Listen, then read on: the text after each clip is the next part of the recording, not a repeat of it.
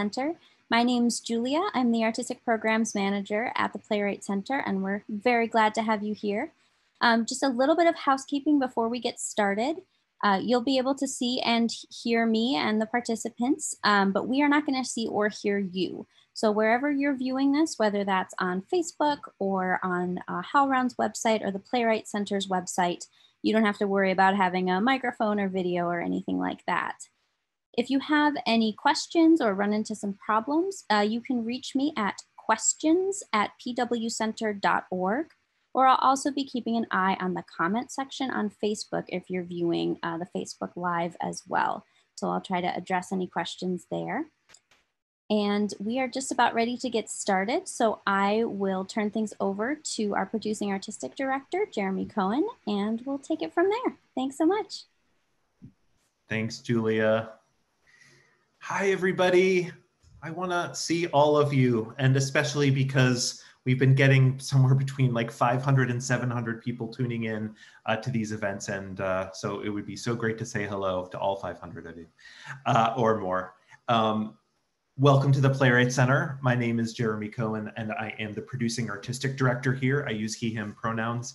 And on behalf of our board and our staff and the over 2,200 playwrights that we support every year here at the Playwright Center, I am so thrilled to welcome you to the second conversation of our 4 Conversation Summer series. This conversation is called Transforming Artistic Relationships. We have folks tuning in online from all over the globe right now to be with us today, and I want to send you all so much love and health from us here in the Twin Cities. In the middle of this moment of justice, of activism, art making and transformation, we are gathering together this summer to hear from an extraordinary set of artists. Here at the Playwright Center, we value the centering of artist leadership and how we approach all of our work. And so today's conversation has gathered some of the smartest, most incredible artists that I know to weigh in on finding more authentic, deeper, and more powerful relationships between playwrights and theaters, especially in this new world going forward. We have 2 other amazing conversations coming up in August. The next one is on Tuesday, August 11th at 7 o'clock Central, and focuses on writing across mediums, and includes the brilliant playwrights Mfoniso Udofia, Jen Silverman, and Sarah Gubbins, who all are writing plays and screenplays and TV shows and novels and poetry and so much more. And details on all those conversations can be found at pwcenter.org. This panel tonight and the 4-part series is co-produced with the amazing HowlRound Theater Commons. In addition to being live streamed on HowlRound TV, the conversation is informed by HowlRound's amazing long-standing work with the Mellon Foundation on the National Playwright Residency Program. 3 of our panelists tonight are or have been involved with the program, so we're very excited to share more about their experiences in a minute. And I especially want to send a big shout out to my great colleague Ramona King at HowlRound for her amazing partnership on putting this panel together in the last couple of months and this whole series. I also want to send a special thanks to our supporting sponsor for this series, Knock Inc., whose underwriting has helped bring tonight's conversation to you free of charge while ensuring that all of the artists are paid for their time and their work, as must happen. For nearly 50 years, the Playwright Center has worked to provide a platform for a wide diversity of voices and to create deeply accessible programming by making all public events like this one free. We serve a global community of over 2,200 playwright members, providing submission opportunities and classes and playwright gatherings, script feedback, and lots more resources. So if tonight's conversation inspires you, we hope that you will help us in our mission and consider making a tax-deductible donation. Gifts of any size make a huge impact. Visit pwcenter.org/donate. And if you're interested in learning about our membership program, please visit pwcenter.org/join. Finally, another big effort coming out of the amazing Twin Cities theater company True Roots, in collaboration with the Playwright Center this summer, has been a moment of silence, which is a living historical archive and celebration of Blackness, launched through the commissioning of over 55 Black Minnesotan artists and voices in this moment of transformation in response to the murder of George Floyd, Ahmaud Arbery, etc. The extraordinary Shay Cage is the curator and the artistic lead on this project, and the anthology is online now. You can find it at blackmnvoices.com. Again, that's mnvoices.com. The pieces are rotating throughout the next few months, so we really hope you'll get a chance to check it out. It is powerful and beautiful and joyful and mournful writing by just an incredible cohort of artists. So we hope you will join us at blackmnvoices.com. Tonight's discussion will be approximately about 90 minutes. There's going to be a Q&A section in the last third of the conversation. I'll give you a heads up when it's time to send your questions into us, and then we'll take some time to hear your thoughts and respond. You can email us, as Julia mentioned before, at questions@pwcenter.org. Or if you're viewing this live stream on Facebook, post your question in the comment section there and we'll pull it off. But again, the email for the questions is questions@pwcenter.org. All right, let's get into the conversation. And to do so, please help me welcome to this screen, Alyssa Adams, Pearl Clegg, Leslie Ishii, Harrison David Rivers, and Vera Starbird. 650 people are clapping for you. Hi, friends. How you doing tonight? We're good. It's so lovely to have you all here. I'm going to do, please don't be embarrassed, I'm going to do very quick micro bios for all of you because I'd love to introduce the audience just a little bit to who you are. So hold tight, everyone. Alyssa Adams is the Associate Artistic Director at Theatre Latté. She spent 19 seasons as the Director of New Play Development at Children's Theatre Company, where she commissioned and developed more than 45 new plays and musicals that premiered at Children's Theatre Company and went on to productions across the country. She also served as the Literary Manager at La Jolla Playhouse and the Director of Playwright Services here at the Playwright Center. Alyssa Adams. Pearl Clegg. Oh, Pearl Clegg, I love so very much, is the Distinguished Artist in Residence at the Alliance Theater in Atlanta. She's the author of more than 20 plays, including Blues for an Alabama Sky, Flyin' West, and The Angry, Raucous, and Shamelessly Gorgeous. She's also the author of 8 novels, speaking of writing across mediums, 3 books of poetry, and a memoir, Things I Should Have Told My Daughter, Lies, Lessons, and Love Affairs. Please help me welcome Pearl Clegg. Leslie Ishii is the Artistic Director of the incredible Perseverance Theater in Alaska. Leslie is an artist, a cultural community organizer, and a social justice warrior for people in theater and the arts and culture sector. She has an amazing acting career in Asian American, ethnic specific, multicultural, regional theaters, on Broadway and on camera. Please help me welcome the amazing Leslie Ishii. Harrison David Rivers, I'm clapping. This is my like 650 person clap of joy, Harrison. Harrison David Rivers is a playwright. He is the winner of the 2018 Relentless Award for his gorgeous play, The Bandaged Place, developed at the Playwright Center. He is the recipient of McKnight, Jerome, and Van Leer Fellowships and residencies with the Bogliasco Foundation, the Siena Art Institute, the Hermitage, Duke University, New York Theater Workshop, New York Stage and Film, and Williamstown Theater Festival, and the Playwright Center. Please help me welcome Harrison David Rivers. And finally, last but certainly not least, the amazing Vera Starbird. Vera is a writer and editor. She was born on Prince of Wales Island and grew up all over Alaska.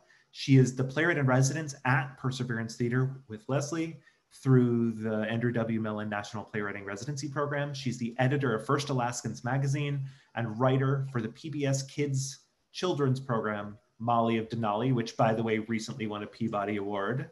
Congrats, Vera, and welcome, Vera Starbird. Yes, geez. So happy to have you all here. All right, we ready to dig in, friends? We're ready. Everyone seems ready. All right. So I was thinking about where we are right now in the world a little bit tonight, and you know, going through this moment together, I've spent time with a bunch of you. You know, we're learning whole new ideas and understandings of the world, and people are always saying, "How's it going at the Playwright Center?" And I'm saying we're learning, and we're leaning in. We're leaning in deeply into our work of supporting playwrights and theater makers, their work, their lives, their entire personage. And it remains at the forefront of all we do. But of course, this period of time has us continuing to think very deeply about the opportunity that's in front of us right now. That is, theater artists. The idea of change and reinvention is part of our DNA. It's a natural piece of any artistic process. And I think even more so, we're seeing this opportunity as a time where I hope we are, and we will continue to look to our individual artists, our freelance artists, our brilliant expressive thinkers and storytellers who continue to demonstrate their leadership in myriad ways. Most historians would offer, and I was reading a thing about it the other day, that there have been some post-crisis periods where true recreation and reimagining has happened more quickly and more deeply than it would have otherwise. And I believe that about this moment. I've been part of many of those conversations in the last number of months already. But of course, the converse is the attempt to go back to the way it was could very well have us ending up in a vacuum of reaching for something that no longer exists and no longer works. So tonight, I really want all of us to share and talk about this necessary change and about new models. I put an exclamation point in my thought on it. New models. It sounds like such a non-profit-y phrase, but I really mean it. I'm really excited to hear from all of you about what's been working and what you're dreaming about. So let's start with the playwrights in the panel. Can the three of you maybe talk just briefly about either your current or past relationship or residency that you're in or that you've done, and what did you learn from that collaboration that you want to take forward in your work and into maybe other professional situations?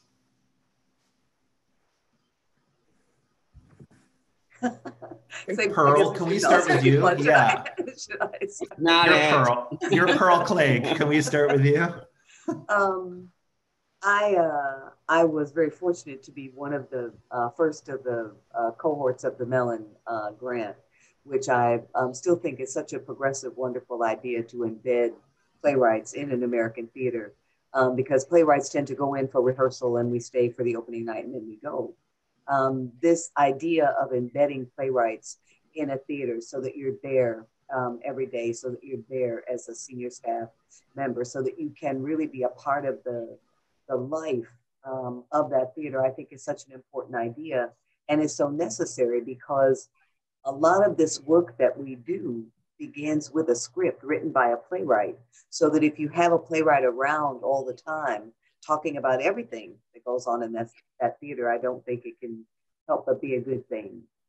My experience at the Alliance was absolutely wonderful, continues to be wonderful. After our two sessions with the Melon Grant concluded, they offered to have me stay at the Alliance as Distinguished Artist in Residence, which I was very honored and pleased to do. So that I think that those playwrights all have different stories about how their cohort went, about how their relationship with the theater went. But for me, it was a very, it was a perfect time to do it, and it allowed me to do all kinds of work and establish all kinds of collaborative relationships that I don't think I would have had. And Vera, where are you in your residency with Perseverance, and how's that going so far? I'm in the 4th year, so the sort of just finished the first year of the second cohort. We have fun with trying to figure out what year I'm in. 4 years in, and it's been, I mean, career changing to be able to just be a writer and that's my job, versus sort of trying to find the next job and the next job. Although it's funny that the very first play that I did at Perseverance before being in this residency, I didn't actually realize how unusual it was for me to just hang around. When you say like they go away after opening night, I hung around the audience. Larissa Fasthurst, who's my mentor and mentored on that play and directed that play, gave me the advice to watch the audience. And every night I went to just about every performance. And I got a lot of comments about, you're still here. Or, you know, and a lot of times it's good. Like, I'm glad you're still here, but it's like, what do they think I'm going to do? This is my story. I'm going to see this through. And I did that, you know, this last production, and that's just what I'm going to do. At the same time, you know, I wasn't being paid to be there. I was just there. I was hanging out. I hung out every show. How it's changed to be sort of, that's my job now, and that's part of it, has been night and day from that first experience with Perseverance to this past fall, 3.5 years in. I was a lot more confident in what I was able to ask of the theater, and and what we're talking about as far as like relationships with the theater, to be able to have the confidence to say, I really think this is important for my play. And in some cases, I expect this to happen with my play. There's an awful lot of agency that I had that wouldn't ordinarily be there. And to Perseverance's credit, they tried to make all of those things happen. And what couldn't happen was pretty tough anyways. So I do believe my presence there has changed it because of the relationships of artists that we've been able to work and that work in those productions and indigenize theater. And it's changed me a lot in just honestly giving me both confidence and the security to be able to say these things without being worried that they're not going to work with me again. They have to work with me. And no, they want to work with me, obviously, but yeah, it's been a pretty cool experience, and I am starting to understand how unusual it is in the sort of playwright theater experience. I have a follow-up question, but I'm going to hold it for a second because I want to ask all three of you. Harrison, can you share a little bit about, and you can talk about Latté because Alyssa is here, but you can also feel free to talk about other kind of either residencies, I know you at Williamstown and other places where you've spent some real time as a playwright. Sure. You know, I think since I started writing, it's always been really important to me to find my people. That's sort of been central to my creative process, is finding the people who believe in me and my voice, who are advocates for me, who make space for me, space for me to dream, to imagine, and who sort of push me forward, who don't let me sit on my laurels, but are always sort of inquiring and asking and pushing. And when I first moved to the Twin Cities in 2014, one of the first emails that I sent was to Peter Rothstein at Theater Latté. I am very interested in musical theater, and I had heard that he was making beautiful musical theater at Theater Latté, and I wanted in. Frankly, I wanted in. So I said, I want in. And I was very fortunate. I think a year after I arrived and sent that email, I was workshopping a musical with Theater Latté and have gone on to have 2 productions there. And I think Alyssa can sort of speak to what Latté is doing in their upcoming season, which I think is really exciting. But I've been commissioned to sort of develop 2 projects in the season in lieu of production, but sort of moving things forward and allowing audiences access to the process. So sort of back to my first point about finding your people, I feel like Theater Latté is certainly a home in the Twin Cities. I think along with Penumbra, along with the Playwright Center, for me, like there are good people at all of those institutions who are pushing me forward. And I feel really fortunate to be able to create work with people who I think make me a better human being, a better thinker, a better writer, a better artist. Yeah, so I'm really excited about what's to come. I'm going to ask the follow-up question, and Pearl, you've spent so much time, and because you're there now too, I'm so curious to hear in Atlanta what's happening, but you've been talking about the relationship between you as an artist, you as a playwright, and the theater staff, maybe sort of the internal part. I'm curious, and Vera, when you were talking, it was making me think about it. Are there experiences where you've connected with audiences where someone has said, oh my God, I love this play, and you're like, oh, I'm actually the playwright, or they had questions, or that your presence being there unlocked something for them because you were there in the audience or in discussion one night? Are you asking me? Sure. Yeah. Let's start with you. Yeah. Yeah, all the time. But I love that. I mean, I think that's the fun of being there night after night. That's, I understand exactly, because I'm always there. I always sit in the same seat near the back, so that if it doesn't go well, I can slip out. No one knows I was there. But it's, I think it's a wonderful way for people to begin to talk to a living playwright, talk to the writer. They've just seen your play. They want to tell you something about that play, either critique it for you, but more often They want to tell you that they saw something about themselves in that play, which is wonderful. And then they will tell you the story. You know, I wrote a play with a grandmother who resonated with a lot of people, and they would come to me and say, "Oh my God, that reminded me of my own grandmother." And then I would say, "Isn't it wonderful? All grandmothers are the same. They all give the same advice to their granddaughters." And then they would start to tell me about what their grandmother told them.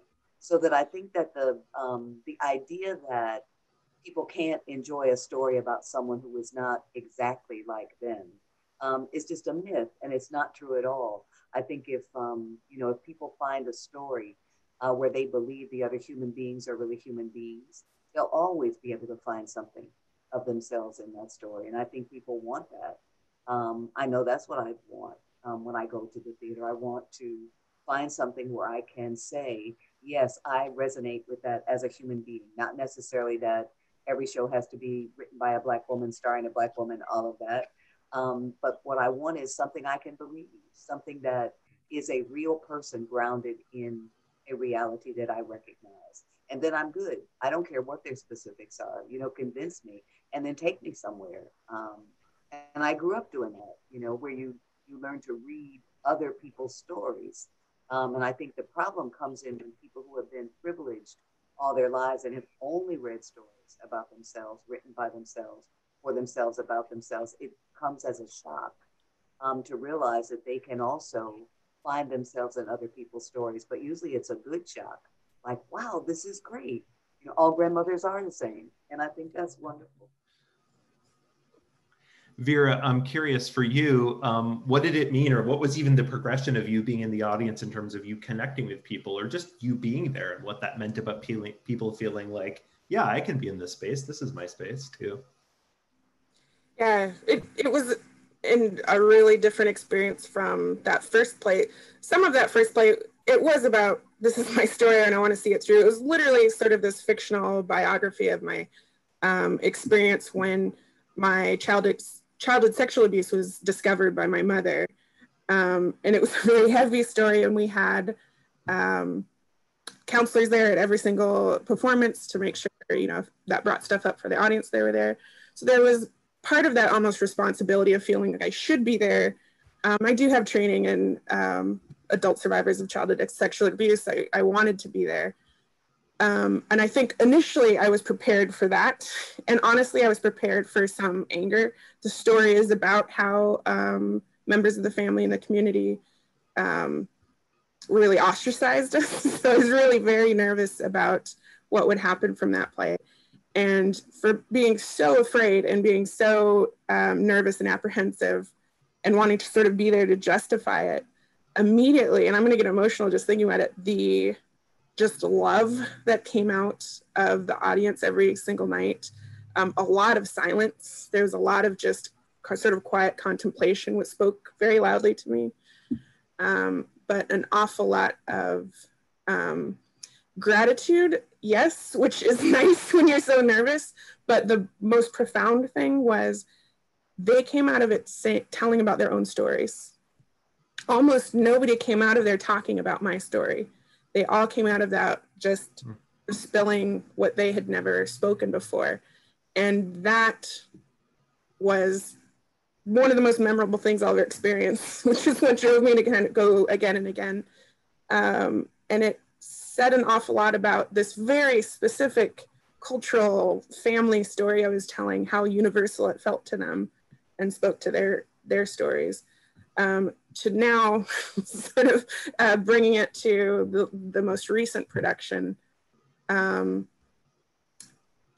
have so many Native people, especially Tlingit people, comment about the love of culture, which is really that whole play was a gift to the Tlingit culture that I love.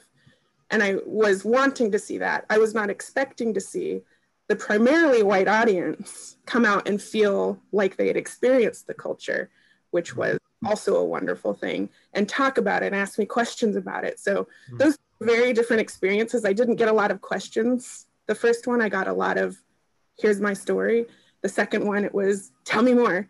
So both of those, so different and yet gratifying in their own ways. And it did change their experience of the play, being able to talk to the playwright, the storyteller. In our culture, it's just the storyteller, to be able to talk to the storyteller about maybe what they meant by it or what was intended there, but more often than not, what they got from it.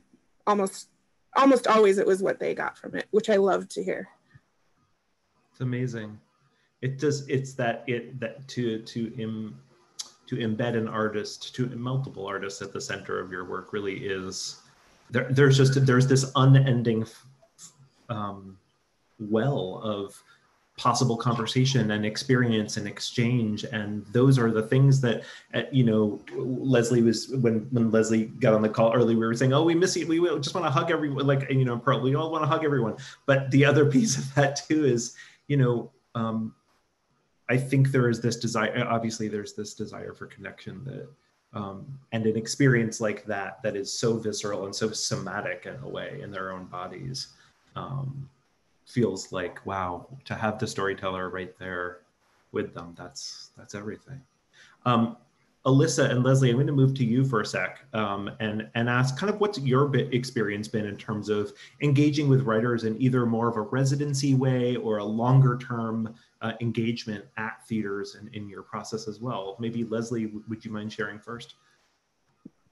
Not at all. Thank you so much, Jeremy. Thank you to HowlRound and the Playwright Center for having me as a guest on this panel. And I'll share that in my background, you see I'm on Tlingit Olney of the Occoquan and Toccoquan people, also noted as Juneau, Alaska. So I'm zooming in from Juneau. Gosh, what comes to mind is, and I'm going to speak from the point of view as a woman of color, as Japanese heritage, 4th generation in this country, and a descendant of great-grandparents, grandparents, and parents who were incarcerated during World War II. So I come from a history of activism and community building. That's just in my DNA about how we recovered and what happens now with the learnings that I have from that historical trauma. And what comes to mind is every opportunity is so key. When I was doing my directing assistantships at Oregon Shakespeare Festival, there was Yellowface, and they were just starting into that initiative around equity, diversity, and inclusion. And so gratefully they listened, they leaned in and listened. And there were other instances, and I, being an activist, I just wanted to tell them that, in a good dialogue. And that what that brought was, over the course of 2 years of assistantships, an actual residency for playwrights of the Pan-Asian, Middle Eastern, North African, and Native Indigenous from our diaspora. It's called API 2x2, 2 playwrights, 2 plays. And Madre Shaker and Susan Stanton were the first candidates. And it told me that to support them, give them even space, it's just a week long, but to bring them there, have that exposure, and then be able to put that on their resume. Now, granted, if they didn't come, they're fabulous writers. They would have gone on and they're having wonderful careers. But I just wonder, having Oregon Shakespeare Festival as having had a residence there, they started getting produced almost right away. You wonder, right? That opportunity to be in a place that's really visible, known, and Bill Ross was starting to shift it to do more new work in addition to Shakespeare, and to open up what is the canon. Is it just the Western European canon? Is it just Shakespeare's canon? Or can we start to build in what they were also calling the American Revolutionary, that initiative, that long initiative is still going. What does it mean to give those voices the opportunity where there's resource?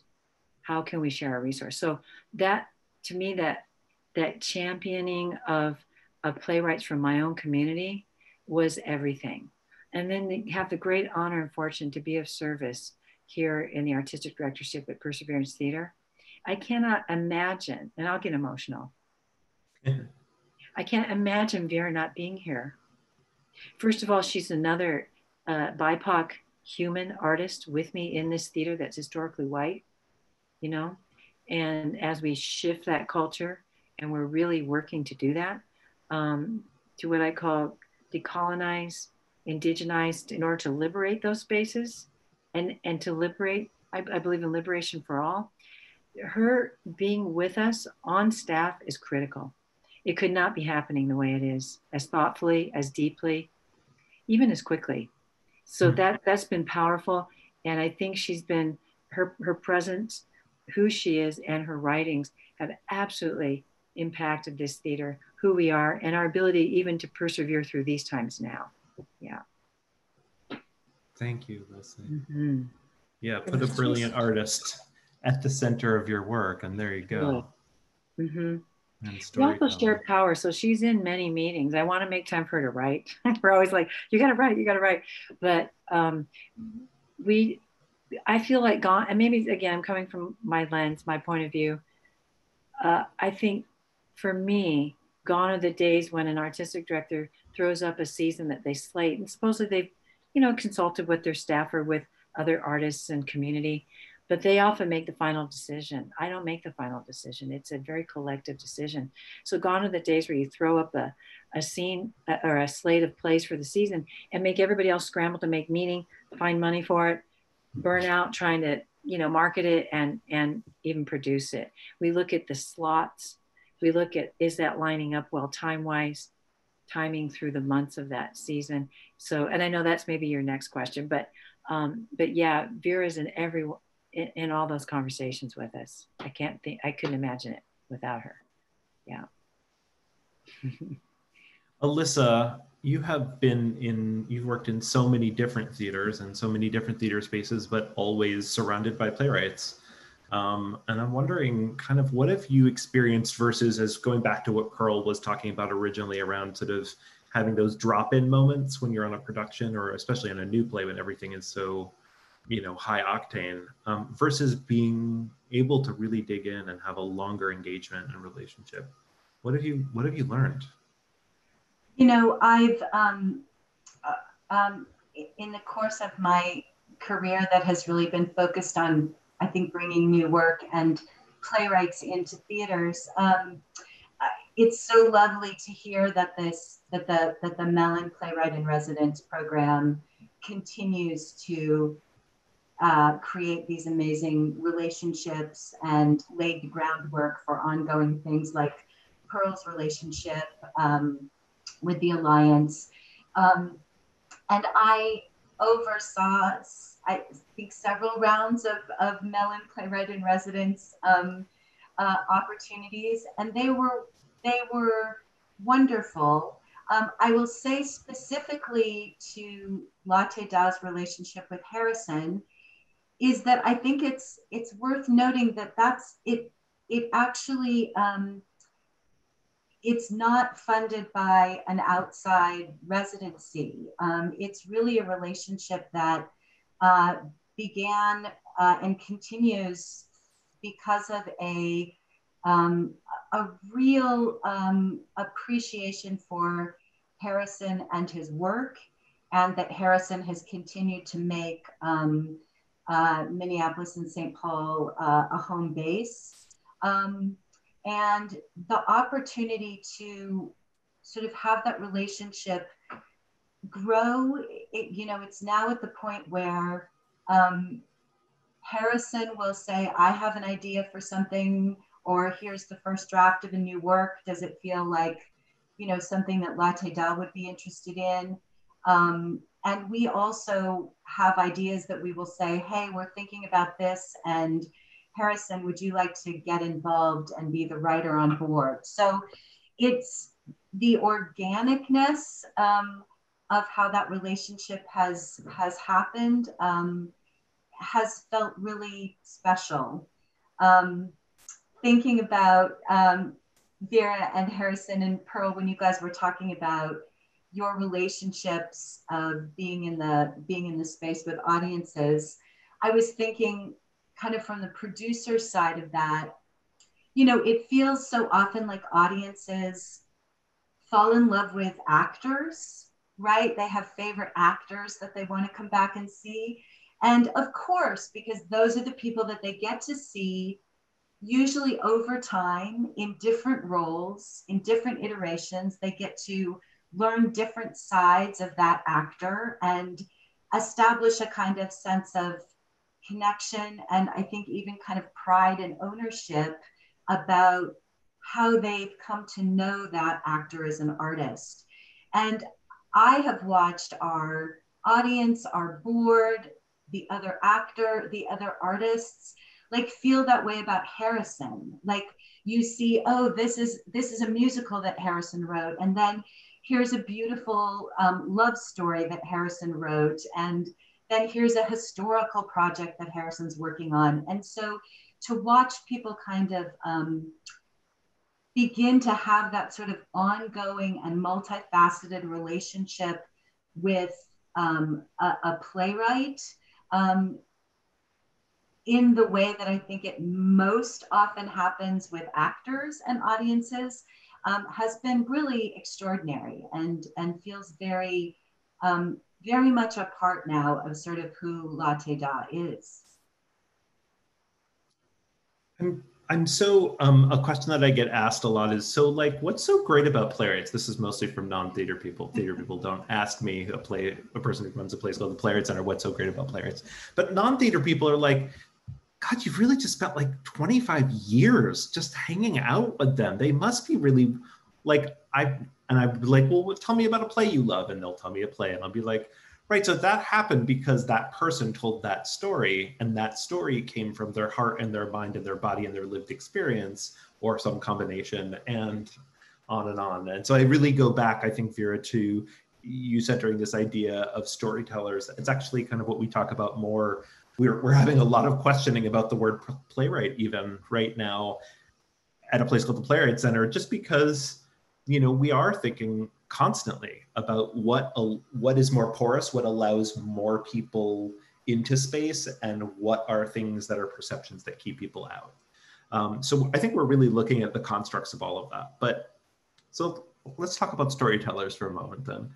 And I think I'm curious for all of you, and maybe Pearl, if you would kick us off with this question, but I'm curious what you think makes playwrights, as Alyssa was saying, differently than actors, in a unique position, uniquely qualified to help us re-envision and see our field forward in a time of great shift that we're in right now. I know for me personally, storytellers obviously have this incredible skill and ability to create context, to lay out beautiful poetry, to tell stories that maybe many audiences, Vera, as you were talking about, or Leslie, you were talking about, haven't seen before. This might be the first time that they're being brought into space and context.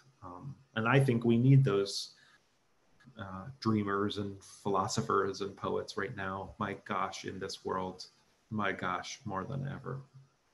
But I'm curious for the five of you, so maybe Pearl, you'll kick us off on what are your thoughts on how playwrights can be powerful on their own in their writing, but also in this moment when you're an artist where you're seeing all these theaters really shake and tremble right now, and the future is still kind of uncertain. How can playwrights be really powerful in relation to producing theaters right now? Well, I think,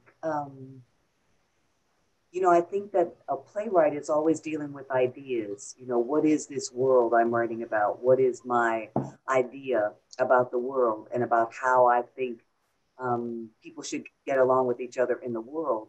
And I think it's a very different kind of questioning that you have to do as a writer than you have to do as an actor. And I love actors, I admire actors. So I don't mean it's a more important task that we have. I mean, it's a different thing, because what you're doing when you write a script is starting with an idea. What do I think about something? So of course you're going to come back to how do I feel about it? But I think the idea of looking at something and figuring out the world that it's in is part and parcel of what playwrights do. So that I think that you know, when you look at who used to start theater companies, and I know this is true in the African-American community, it would usually be a charismatic playwright and a charismatic opinionated director. And they would drive each other crazy, and they would write shows and they would do shows. But it was because they were talking about ideas. What do you think about this? What do you think about this? So they would have mighty feuds and all that because somebody had a different idea about what to do. And I think we lose that when we're only talking about money. How much did the show make? How much does the show need to make on every ticket in order to keep this giant building lit and air conditioned? So that I think that when we get away from people arguing about the ideas and sitting up late at night drinking wine and talking about ideas, then you end up talking about audience development and grant applications and money. And I think talking about money, although it's really necessary, especially when you're running a great big theater, and even when you're running a small theater, which I used to do, it's a different discussion than the discussion about why are we doing this? You know, what do we think is important about telling a story? You know, when people ask me, do you think theater is going to go away? And I say, of course not. You know, we are like the ancient art form where as soon as people could make a campfire, we made that campfire. And then we all sit around it in the dark and tell each other stories. I mean, what a great way to come through history. And now we have big theaters and we have big lighting plots and all that, but we're still doing the same thing. We're gathering in the dark in community to listen to somebody tell us the stories of who we are and how we act and what it looks like when we're wonderful and heroic and what it looks like when we're horrible and we lie and we do bad things, because all of those things make us feel more alive, more human. And I think that's the thing that playwrights have to bring. What is it that brings people into the theater? The idea translated through the characters. So you got to have them. You know, the question of what makes playwright so important, you know, it almost made me feel snippy, like, what do you mean? What makes a playwright so important? And I think of those discussions I've had where people say, well, you know, the play is really written in the rehearsal hall. No, it is not. The collaboration takes place in the rehearsal hall. People become a family who tells that story, but that story has to take place in the playwright's idea, and then it becomes something you can collaborate with. But you got to start somewhere, and I think it starts with the writer. Can I offer up a very immediate and somewhat personal response to that, which is we're here in Minneapolis, where George Floyd was murdered on Memorial Day, and Harrison last fall, a play of his called Broadbent, Arkansas, that's about a musical that's about 3 generations of a Black family dealing with violence at the hands of the police, premiered at the Transport Group in New York. And I went to see it because it was Harrison, and I loved it. I thought it was an amazing production. And it's written as 3 very very interesting musical monologues, but composed by Ted Shen. And as Harrison can tell you, I cried during the show, but at the time, I remember having a very, a primarily kind of producerial and I guess aesthetic response to it, which was, I remember sitting there and thinking, this is a beautiful play that feels kind of experimental in the way that it is exploring musical theater. This is certainly topical. It's beautifully done. I think it would resonate for audiences in Minneapolis. So we began a conversation with Harrison and Ted Shen about producing it in our upcoming season. And we were scheduling it and we were budgeting it and we were doing all of those institutional things around this play. So then I'm sitting here in Minneapolis on the morning after Memorial Day and George Floyd has been killed. And the first thing I did that morning is that I picked up a copy of Broadbent and I read it because I needed, in that moment, I needed Harrison's voice. I needed to connect with those characters. I needed an individual artist's, a storyteller's grounding in what was exploding around us. And for me, that ability to, that's why playwrights matter, because in those moments when the world is a little bit larger than we can comprehend it, it is those stories that ground me, and I know would ground our audiences. But it was such a specific, like, I need Harrison's voice. I need that play at this moment. I need to touch base with those characters to help me through this very specific moment. Thank you for sharing that. Other friends?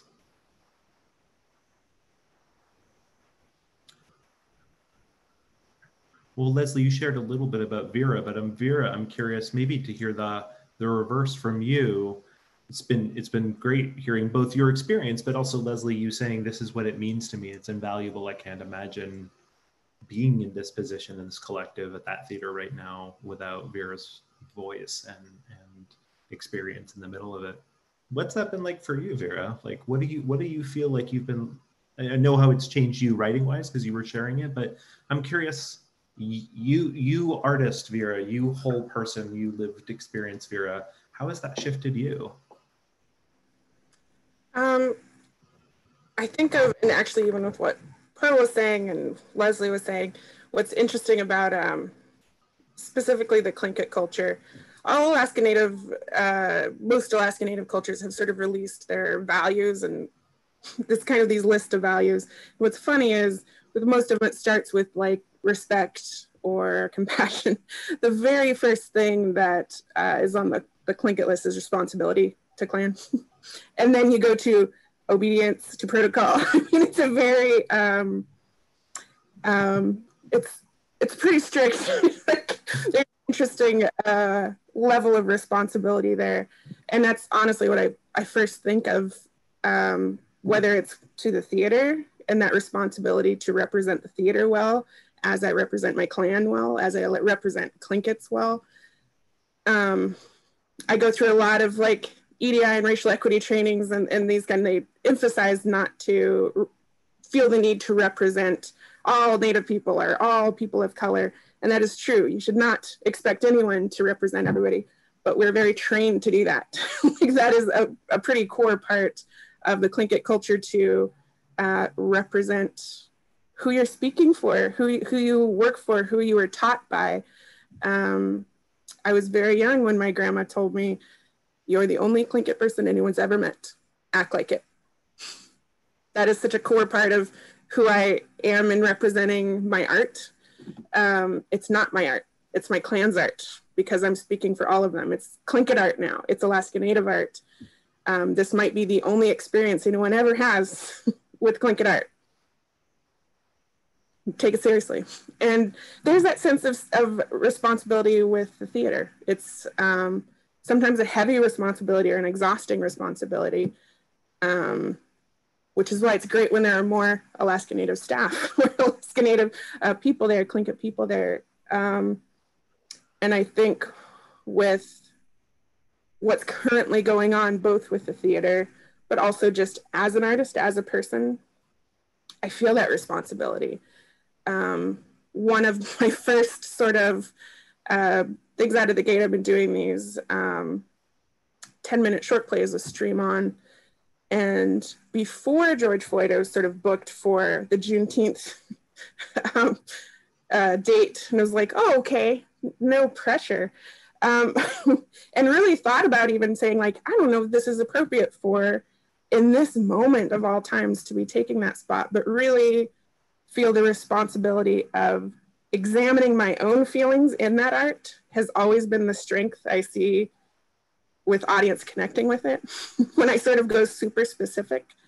So it was examining Native, and specifically Alaska Native people, and our sort of responsibility toward the Black community.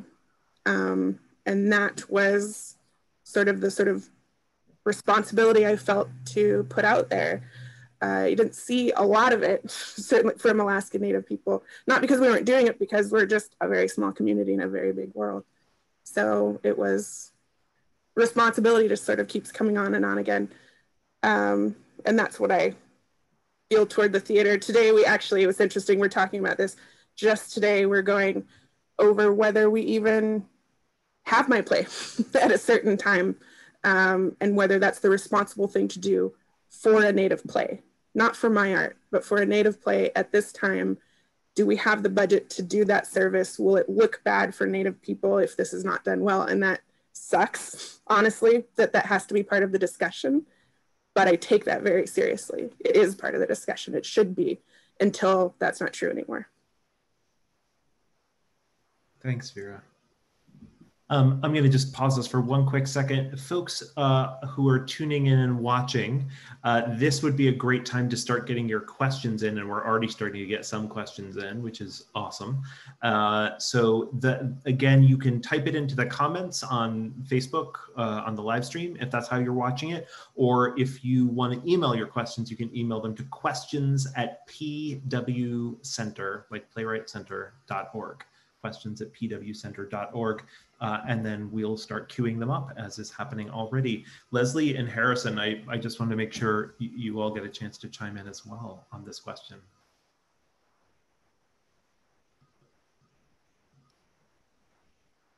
Okay, I'll go. Thank you so much, Leslie. So I'm going to sort of go back. I think the original question was something about like playwrights and their superpowers. So I will speak to superpowers. I started writing plays because I heard voices and I didn't know where they were coming from. And I called my mother and she said, why don't you write down what they're saying to you? And so I wrote them down and it became my first full-length play. And I do feel like something that I feel strongly about as like a particular skill, and I think a skill that many of my playwright friends and colleagues have, is the ability to listen. And I do think that sometimes in this very busy, very loud, very chaotic world, we need people who can sit back and take it all in and process it and then report back to the world. This is what I heard, this is what I saw sitting back there in the corner. You thought I wasn't in it, you thought I wasn't paying attention, but actually this is where we are. And like, if we don't like where we are, then we collectively need to do something about that. So I think like my superpower and a playwright superpower is this ability to listen and synthesize and report back. And I think that that's a really important process, especially when the world is turned upside down, and like what's left, what's right. I think that it's important to have some people who can say, here's what I saw, here's what I hear. If we don't like it, then let's work together to change it. Can I just say how much I admire Harrison's mother? That was such a great answer to your child. That was so fabulous. I just have big respect to your mom for that answer. Excuse me. No, I was just like, amen.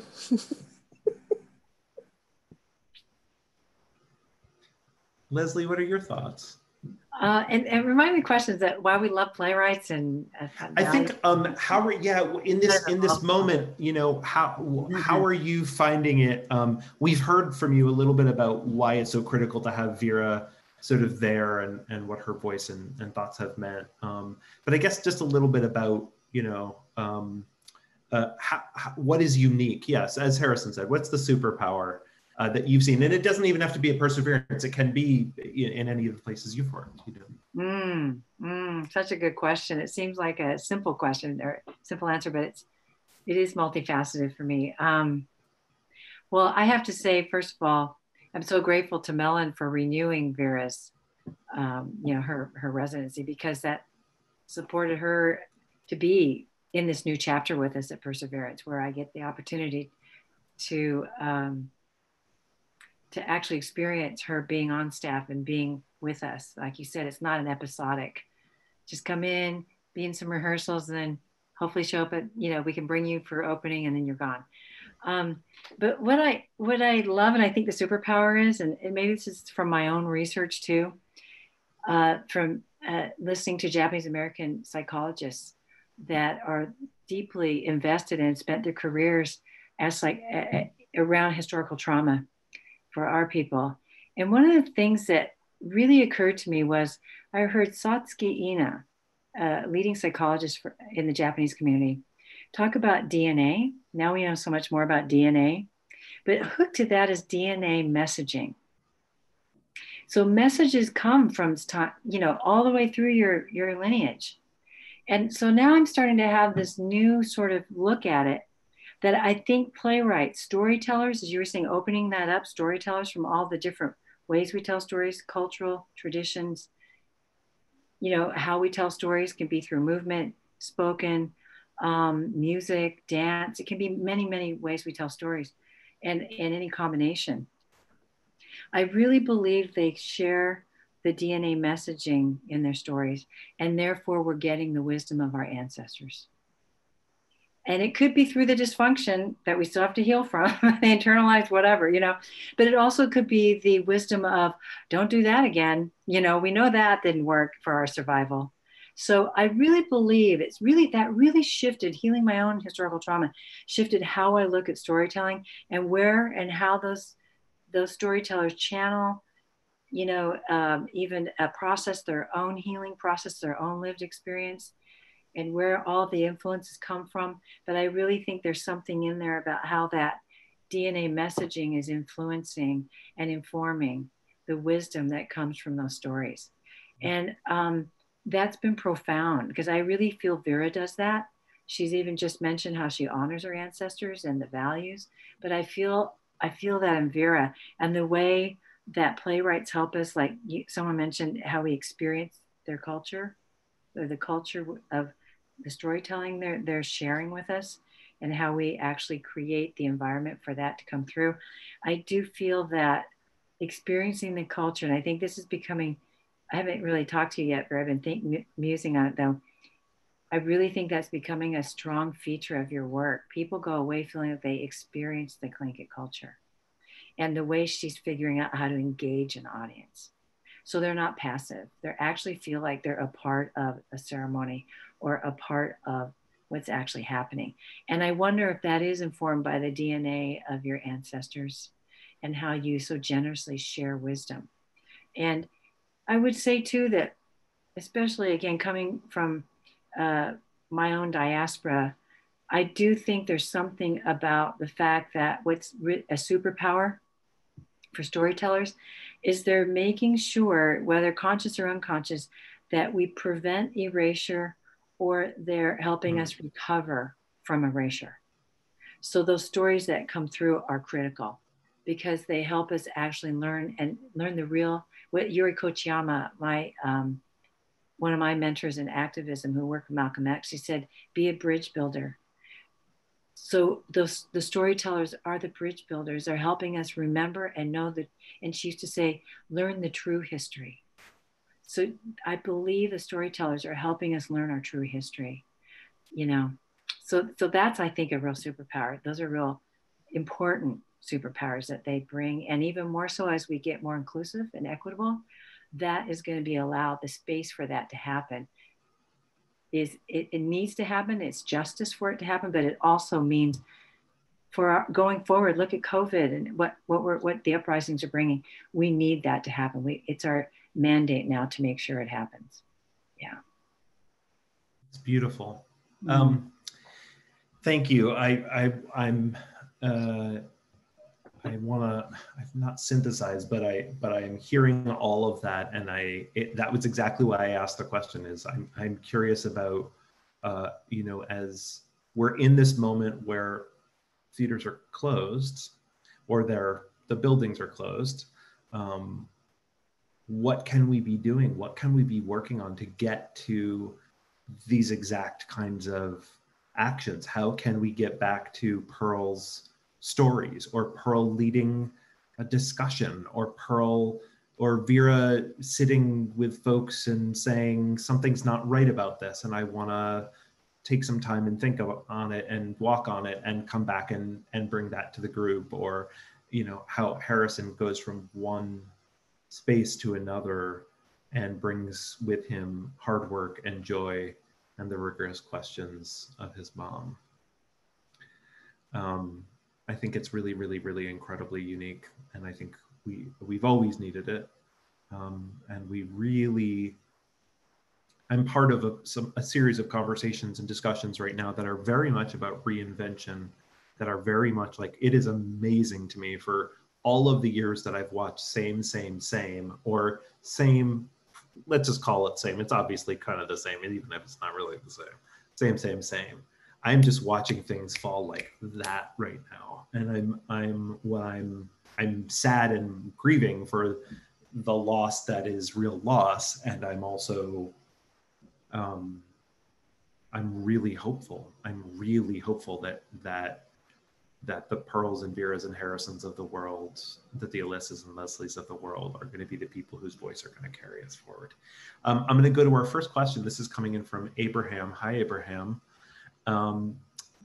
Abraham says, this is clearly a time of massive transition in the theater world, especially for early career playwrights trying to find their footing. So what can any of you recommend? What can early career playwrights be doing during this time to foster healthy relationships with institutions? What would be helpful? Playwrights, what are you doing? Artist leaders, what feels helpful to you? I could say, I don't necessarily know what you should be doing. I have to tell you what I am doing. And honestly, it's just everything. I'm saying yes to so many things right now. Part of it is that feeling of responsibility of, there are a lot of creators who don't feel they can create right now, and that's incredibly legit. We're in this pretty traumatic time and people are still going through trauma. I process trauma by creating, fortunately for me. So I'm saying yes to teaching. I'm saying yes to writing. I've never written a Zoom play before, but I've now written several of them. I am fortunate and privileged enough, obviously, to be working in animation also right now, which is primarily still in, but on the theater landscape, most of today was spent talking about what that means and how I can still be creating art that goes to the public through a season that probably won't be happening in person. I have possibly overextended myself. I'm really realizing that this week, that there probably should be a few more no's. But it's, as an early career playwright, I'm sort of well established more in journalism, and I actually wrote a novel way before I ever wrote plays. But playwriting, I still am definitely more early. It's still at a say yes to anything that looks pretty cool and fun and that I can put my passion into. I will say I don't know where I fall personally in the sort of early emerging. I have no idea where I'm at, but I will say something that has always been beneficial to me is to find ways to reach out to individuals and talk with them. I feel like I would not be where I am now if I hadn't said, hey, can we have a coffee? Which you can't really do now, but you can Zoom, you can call before. So they can't really maybe say no to you. But I mean, find ways to sort of reach out, whether it's via Facebook or Instagram, the people who you respect and whose work you love and who you want to know more about and who might have some kernels of wisdom for you, or just stories of the things that they've done and the people they've met and the things that are keeping them going, that personal reach out. And I've always been blown away by the generosity of those who have gone before me, those who are, ahead of me in the journey. And so I would encourage you to reach out and say, hello, this is who I am, and I'd love to talk with you. I'm going to move on to another question. This is a question coming in from Zan. Zan asks, speaking of erasure and storytelling, how do you all feel on the panel about the erasure going on in this country of the monuments being taken down or stored? and facts being taken out of history. Interesting. So maybe this question is partially about in a moment where so much change and necessary change is needing to happen, how do you, as storytellers, reckon with, as some of you had talked about, sort of painful history versus other versions, and how do you reckon with that in your storytelling? Oh, I have a lot of thoughts on that. I actually wrote this. I wrote this Facebook post that kind of went like Alaska viral, which isn't viral. We have our own little Facebook community up here, but it got huge really fast. Obviously, a lot of opinions on it, specifically about some statues around here that portray people who have enslaved Alaska Native people, who have committed genocide, who have sort of brought in the white supremacy attitude, and we name everything after them. We name streets, we name communities, whole communities. Our whole, this, we call Tikotnu, this inlet that we're on, it's still called Tikotnu, but most people know it as Cook Inlet, Captain Cook. This is, symbols matter, they just matter. They would not be up there if they didn't matter to who put them up. And in fact, an awful lot of the most contentious ones, the kind of funny part is people are acting like the ones up here are put up by like Michelangelo or something. They're put up in like the 80s by oil companies, some of these. Like, they put them there for a reason. And that reason, and this can go on a whole long conversation, the bottom line is they were put up to support and claim white supremacy for this spot, this land, this community, in different ways, and glorify that, glorify what they did, which was kill and enslave and rape our people. So I don't know if the question actually that's being asked is about the statues being the facts that are taken out of history. The statues themselves are literally monuments to facts being taken out of history. These facts are put up there as false facts, fake news. An awful lot of what those statues represent are fake news. They represent this glorified person that didn't exist. We're portraying a false narrative by continuing that, and we're erasing the history that was here. We are naming Cook Inlet and putting a statue up of Captain Cook over a body of water that had a name for 10,000 years, which spoke to the land, which described it. It was not claimed by it. Captain Cook literally didn't even get off the boat here, and we've named so much after him. So the facts being taken out of history, to me, are the false facts. And the discussion around these histories now is wonderful. The fact that so many people are talking about Captain Cook and what he did or did not do, people had no idea. We are creating history right now by taking down these statues.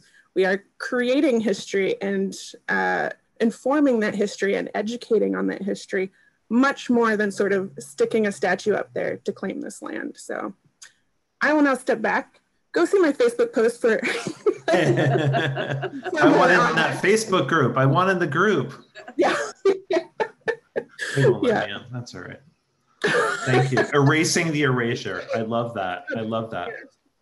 I think that's so important what you said, because when people say, you know, you're erasing the history and you're erasing the history, and it's, I just agree 1,000% with what you said. What we're doing is correcting a false narrative that has gone forward. We're not saying, let's take down these Confederate statues and then the wonderful history will be gone. You know, it's saying, no, we want to talk about what really happened. We want to look at who we really admire in terms of being really a great American human being.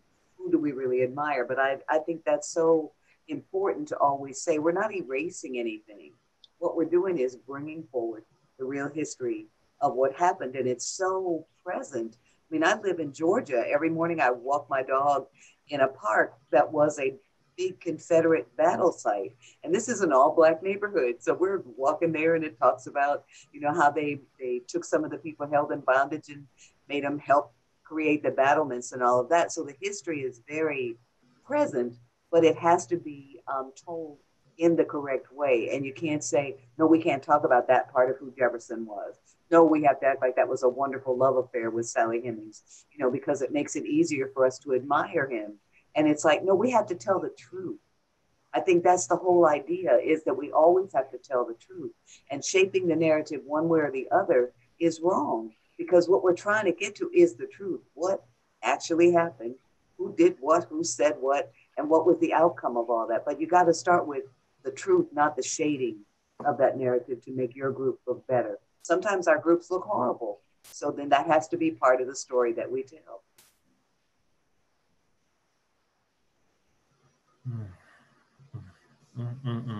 This moment. It does feel to me, Pearl, like I was in a conversation this morning with someone in another country, and they were saying, what does it feel like in the United States? And I said, there's millions of different experiences of what it feels like to be in this country. And right now, and there has been for decades and centuries and centuries and centuries, but what it feels like to me is partially that, as sort of we're talking about, there is an unwillingness to translate and subsidize the emotional and historical pain and trauma that this country is built on in all of its different moments any longer. Like, we're not going to there's no euphemism for it. We're not gonna, no, it's not cook this and cook that. No, nope. And when gratefully the name of the lake that I live by was changed back to Bide Makaska, and removed the name of the lake when I moved here. It's a really different thing, and it gives how powerful it has been for so many different people and who've lived so many different lives to actually do the work that should have been done all along, which is to speak its name and not speak a false name, and keep the blanket on that our work is to remove a blanket as much as anything else and get our head out of the sand. This country has done that long enough. It's time I think to move one on. of the really wonderful things is that we begin to see when we talk about different groups in this country, that our own group is not the only group that was ever oppressed.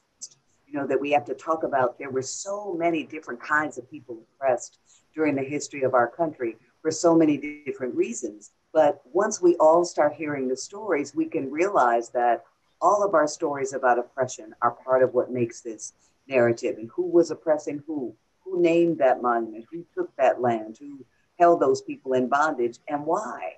You know, what did they do? Because if you really start talking about the history of the country, you'll start talking about economics, you know, you'll start talking about class, you'll start talking about all the things that, as long as we, and I'm in Georgia again, so that's why I'm saying, as long as we are stuck only talking about black and white, that's all we'll ever talk about, as opposed to saying, let's talk about internment camps, let's talk about Captain Cook, let's talk about all the different ways that people have been oppressed and how we can share those histories. We can talk about Stonewall. We can talk about how people use their experience as part of oppressed communities to get freer. You know, what did we do? What did that one do? What did this one do? And compare notes until we can all say, this works, let's do this. Let's all vote for good people who never lied to us. You know, that works, let's see how that does. Let's have public education where people actually teach everybody how to read. That works, let's do that. But we have to realize we're all trying to do the same thing, which is wrap our minds around a very blood-soaked history in this country that we live in, and figure out how we can take that blood-soaked history, tell the truth about it, and then move forward. But until you tell the truth about it, it's right there. That blood is right there, and it's not going anywhere. The truth is the thing that begins to allow us to see each other, you know, as part of one community, one nation, all those things. There's a question that's come in that feels like my instinct was like, oh, No, this isn't the right moment for that question, but I'm going to ask it anyway because I always think it's the right moment. I want to talk about joy for a second.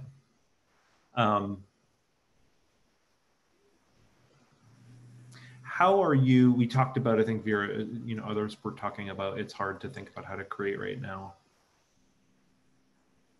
And because we don't know what this whole thing's going to look like on the other side of it yet, we don't know. And so I'm curious about, there's a question, there's actually sort of a second question embedded in another question that is about how are you finding joy right now as theater artists? How are you sharing joy? How are you finding it personally? And what does that joy look like in this career, in this life, in this approach? Alyssa, how are you finding joy? I think I will try to address that maybe a little bit tied to what just came before, which is,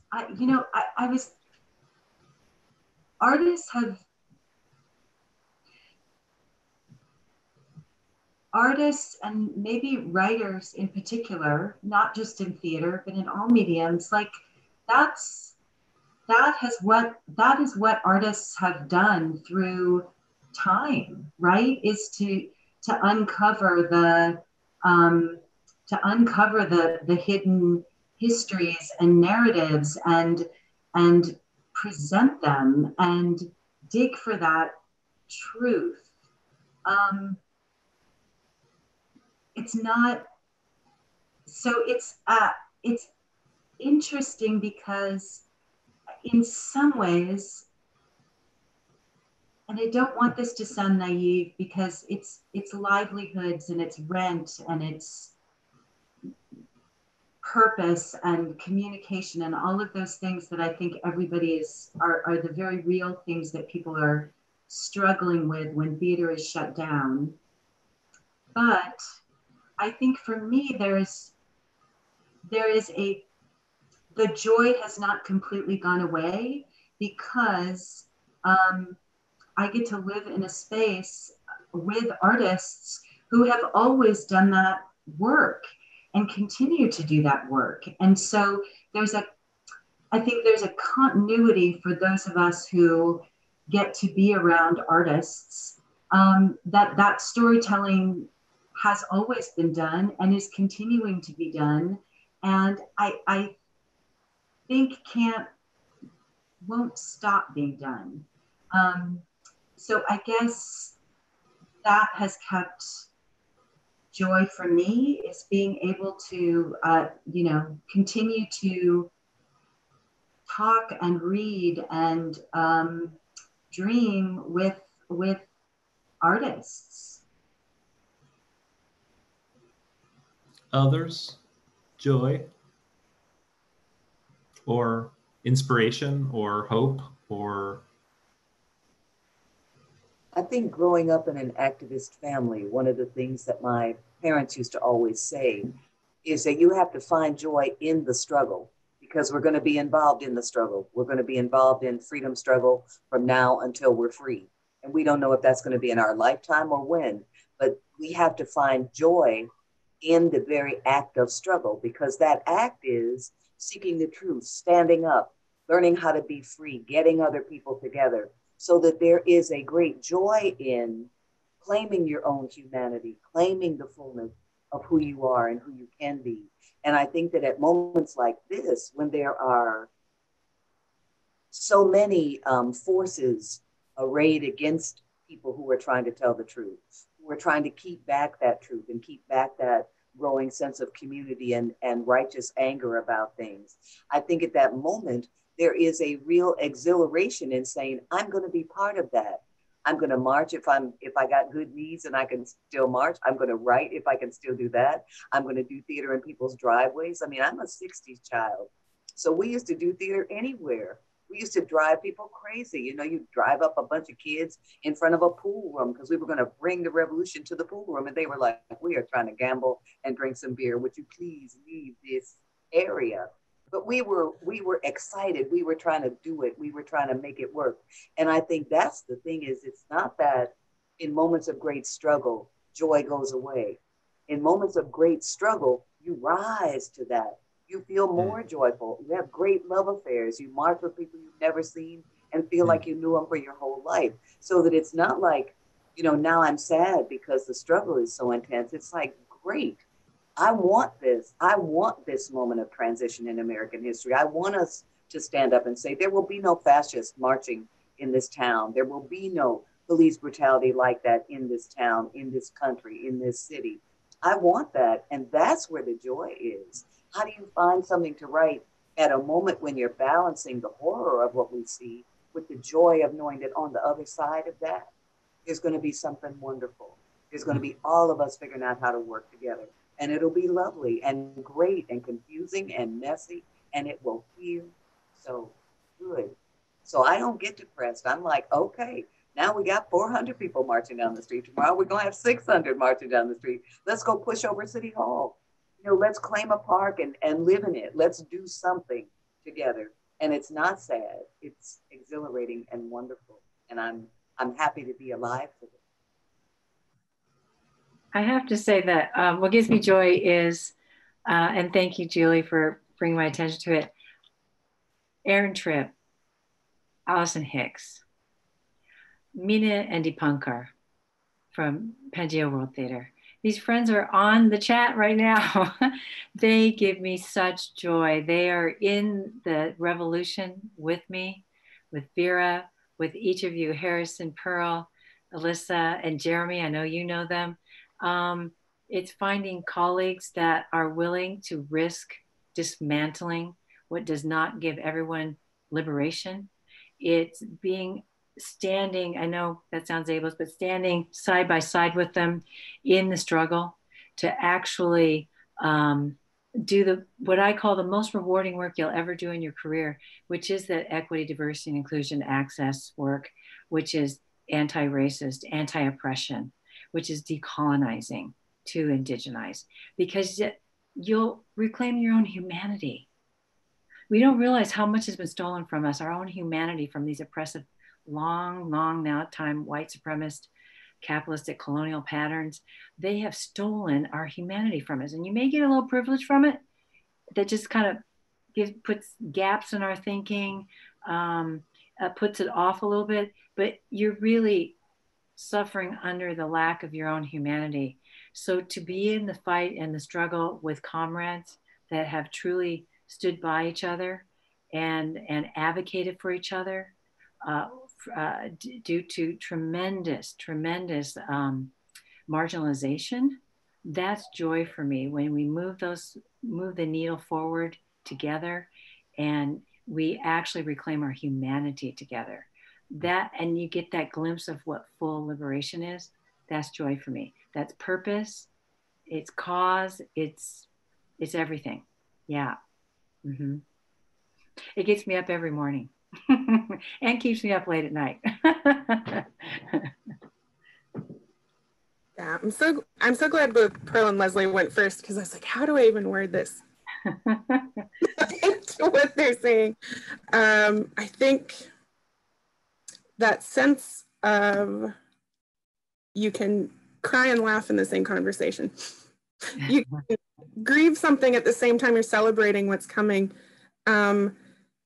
It's such an interesting time, because sort of reading these, you know, books that Dr. King wrote and John Lewis wrote, and you're like, oh, we're still doing, I mean, you could just transpose phrases and like, we're still here.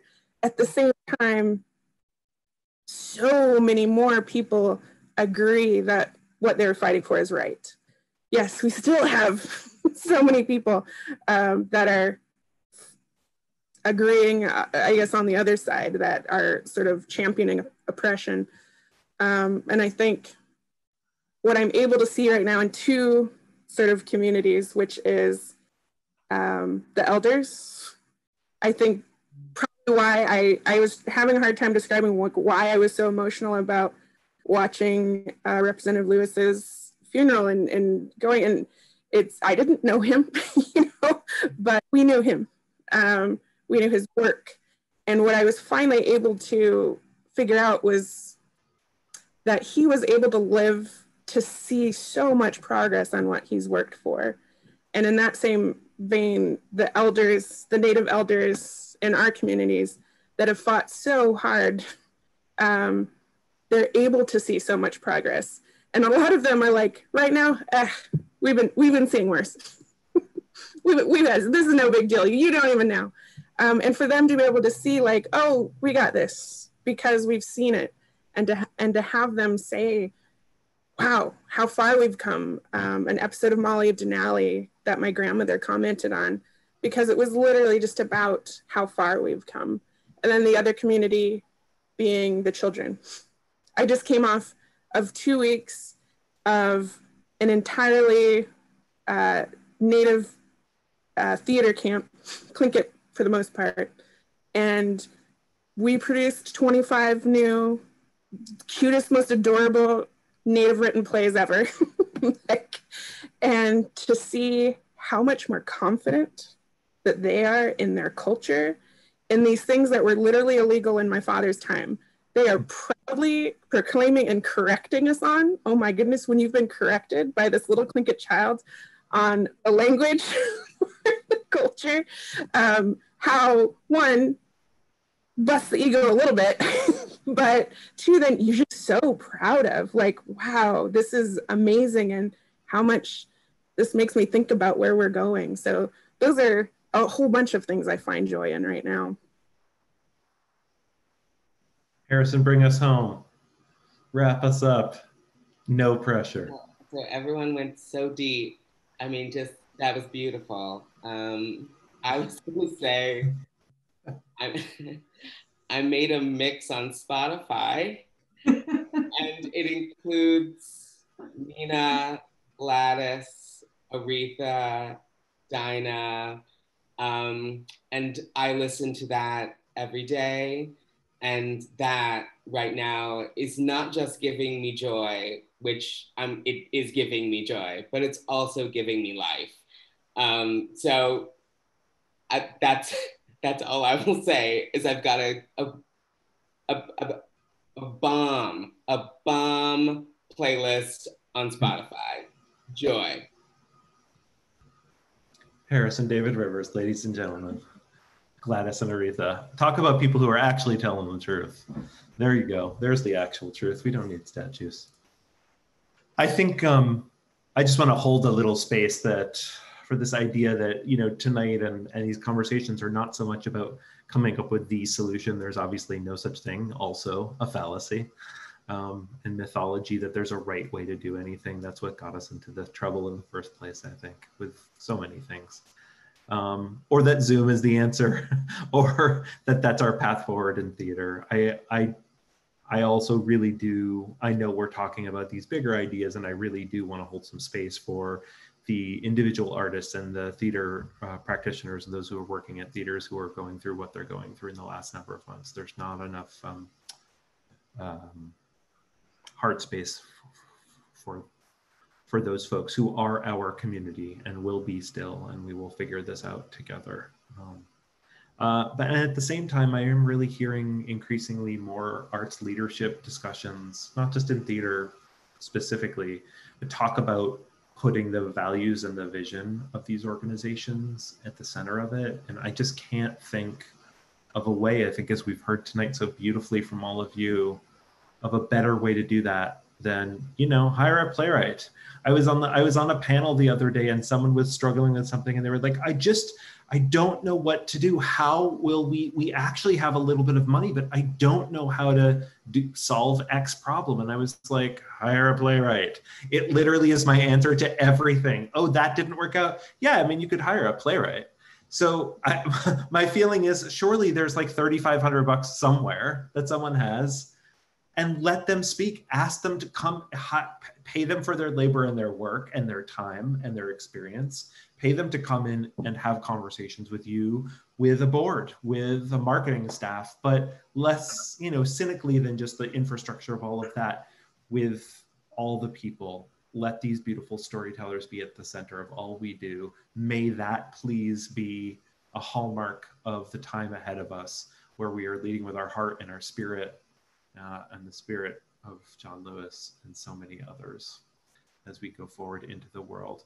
I want to thank Pearl and Alyssa and Vera and Harrison and Leslie so much for your great spirit and thoughts today. Thanks so much to HowlRound and Knock and all our great friends out there. Please tune in for our next conversation in 2 weeks from now with Mfoniso Udafia, Jen Silverman, and Sarah Gubbins. And thank you all so much for being with us tonight. We look forward to seeing you very soon. Have a great night, friends. Hugging, Zoom hug. Bye now.